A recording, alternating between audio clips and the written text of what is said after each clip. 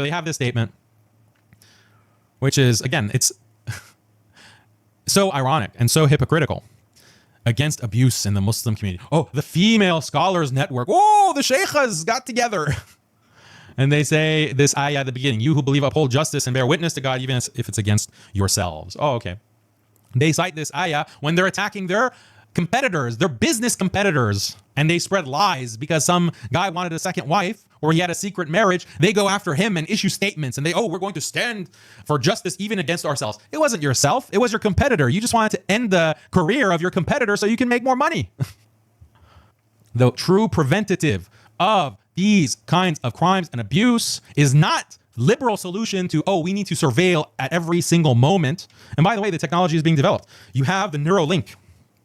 So I would not be surprised if the next generation of these feminists, these Muslim feminists, will demand that every imam has to have a Neuralink installed. Install the Neuralink. And if he has a single perverted thought, we are going to know about it. Our system is going to be pinged electronically and he's going to lose his position. And the only way that you can prevent not having a single perverted thought is we need to inject him with as much soy as possible. So all our imams have to be injected with soy, and we need to actually test their testosterone levels because testosterone is what causes these crimes. Testosterone is the anti-woman hormone. So to make women safe and our children safe, we have to test all the hormone levels of the imams, the testosterone levels. We have to counter that with the estrogen injections, and we have to install the Neuralink. That's what's needed to protect the victims, to protect the women and children. That's on the table. You think I'm joking?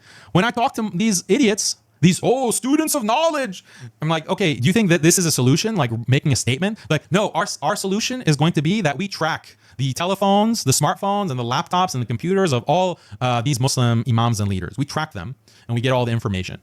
That's our solution. So basically, tajassus. We have to destroy the private life of every Muslim, and that's required. That's required in Islam. Where is Islam requiring this? Where are you getting this? You're just taking this from liberalism. Liberalism says that to end abuse, we have to destroy privacy. And they do it in different ways. They say that, one is to have literal tracking and monitoring through the NSA, through these agencies. That's already on the table. They can literally turn on your camera on your phone or your laptop remotely without you even knowing it. They can secretly record your conversations and mine your conversations without you knowing it. That's the kind of technology that they had 10 years ago. Imagine what they have now. But also they empower children. They say, look, if your mommy and your daddy did X, Y, and Z, you need to report them. And they make it vague. They make it vague, like, your parents, they abuse you. And they don't define what abuse is. So if you're a father and you give a spank to your child goes to school and says, my dad is abusing me. Then guess who's going to come? CPS, the Child Protective Services, or Social in Sweden, where they're abducting children from their parents, their Muslim parents, and putting them in foster care with non-Muslims. It's based on this idea of surveillance, constant reporting. The government needs to be in everyone's home, in everyone's bedroom. Islam doesn't allow this, actually. But you have these liberals. That's the solution that they want. This is what the accountability and the prevention is that they're talking about. They're just adopting these liberal standards because ultimately what these liberal powers want is complete control of society by surveilling everyone's movement, everyone's behavior, their web activity, what they're spending money on. This is the social control grid that they have in China. This is what they want to implement in the United States. They probably already have it in the United States and Europe. They just haven't revealed it. They monitor your internet activity, your browsing habits, what videos you watch, what purchases that you make, where you drive to, what restaurants you go and eat at, what masajid you attend, who are you associating with, what countries you are visiting, what cities that you go to. All of that is tracked and put into a profile and analyzed with AI. And then you're given a certain score. So that if your score is on the extremist side, there's more surveillance. You are sometimes restricted from traveling. You're restricted from making purchases. You're not given visas. That kind of control grid is already in place. That kind of mass surveillance is already in place. Now, these morons at Muslim Matters and elsewhere, the Female Scholars Network, they want to expand that system and bring it into our masajid, bring it into the madrasa, bring it into the homes of Muslims. And that's how they justify it. If taqwa is the thing that is going to protect the community from these crimes, fear of Allah, and we need to increase the fear of Allah, these people do the opposite.